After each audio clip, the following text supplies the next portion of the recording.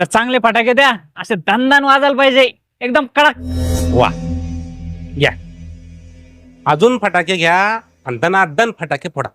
पण आपल्या फटाके फोडण्यामुळे पर्यावरणाचे लागतायत, पर्यावरण दूषित होतंय. पण आपण मजा मारायची. पर्यावरण दूषित झालं आपल्याला काय द्यायचं नाही.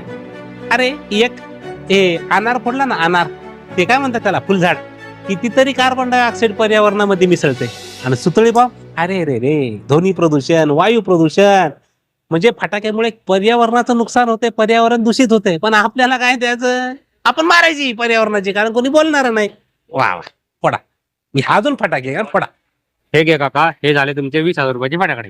आत्ताच तुम्ही आभाळ आणलं की फटाके घेऊ नका, प्रदूषण होतं, हे होतं, आमकं टमकं, आणि तुम्हीच घेता 20-20 हजारात फटाके. वा रे वा. अरे ते आभाळ हाणलं इतरांसाठी. आता दिवाळीला लेकरं बाळ घरी येतात, मग त्यांना फटाके फोडण्यात आनंद मिळतो. आणि आपणही लहानपणापासून फटाके फोडूनच साजरी केली ना दिवाळी.